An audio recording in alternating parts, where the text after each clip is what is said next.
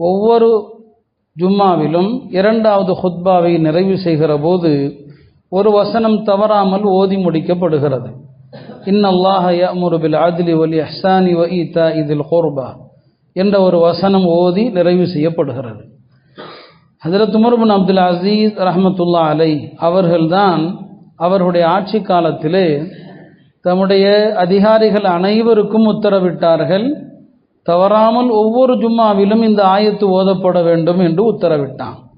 அப்படி என்ன முக்கியத்துவம்? திருக்குர்ஆனுடைய பல்வேறு 6600க்கும் மேற்பட்ட வசனங்களில் இந்த வசனத்தை ஓத வேண்டும் என்று ஏன் அவர்கள் உத்தரவிட்டாங்க? ஹஜ்ரத் அவர்கள் மிக சுருக்கமாக மிக அழகாக சொன்னாங்க, இந்த ஆயத்திலே உலகத்திலே வாழ்வதற்கான 3 வழிமுறைகளை அல்லாஹ் சொல்கிறான். உலகத்தில் எப்படி வாழணும், எப்படி வாழக்கூடாது, 3 வழிமுறைகள்.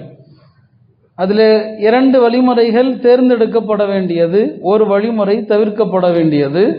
அதுதான் அல் அதில் வல் இஹ்சான் வல் பகி. அதில் என்று சொன்னால் ஒரு மனிதன் தனக்கான உரிமையையும் விட்டு கொடுப்பதில்லை. தனக்கு என்ன உரிமையோ அதை கூடுதல் குறைவில்லாமல் பெற்றுக்கொள்வது, அடுத்தவருடைய உரிமையில் எதையும் பறிப்பதில்லை. அடுத்தவருடைய உரிமையில் ஒரு சிறு நகமளவுக்கு கூட எதையும் பறிக்கிறதில்லை. அதே நேரத்தில் தனக்கான உரிமையில் எதையும் விட்டு கொடுப்பதும் இல்லை. இது அதில். இந்த அதில் என்கிற இது தமிழில் சொன்னால் நேர்மையானது, நீதியானது என்று சொல்கிறோம். இந்த அதிலை கொண்டு தான் உலகத்தில் அமைதி ஏற்படும். இந்த அதிலின் மூலமாக தான் உலகத்தில் நிம்மதியான வாழ்க்கை ஏற்படும். இது அதில். இது தனக்குரியதை விட்டு தருவதும் இல்லை, அதே நேரத்தில் அடுத்தவர்களுக்குரியதை எடுக்கிறதும் இல்லை. 2வது வாழ்க்கை முறை என்ன? இஹ்சான்.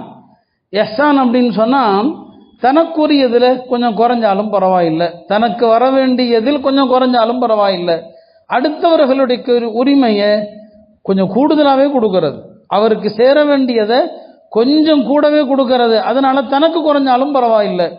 இது இஹ்சான். இந்த இஹ்சான் மூலமாக உலகத்தில் அன்பு பிறக்கிறது, மஹப்பத்து பிறக்கிறது.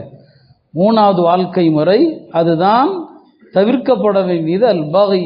பகி என்று சொன்னால் அடுத்தவர்களுடைய உரிமையை பறித்து தனக்கு கிடைக்க வேண்டியதை விட கூடுதலாக பெற்றுக்கொள்வது பகி, ஸுல்ம், அநியாயம்.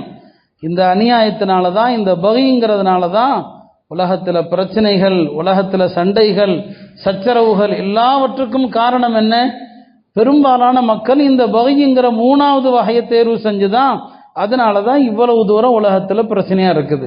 அப்ப இந்த ஆயத்தில் அல்லாஹ் சொல்கிறான், இந்த 3 வாழ்க்கை முறை, அதில் கண்டிப்பாக ஃபர்துடைய நிலையில் இருப்பது அதில், அதற்கடுத்து விரும்பத்தக்க நிலையில் இருப்பது இஹ்சான், 3வது ஹராமுடைய நிலையில் இருப்பது பகி. யாருக்கும் யாருடைய ஹக்கையும் நாம பறிக்க கூடாது அப்படின்னு சொல்லி சொன்னாங்க.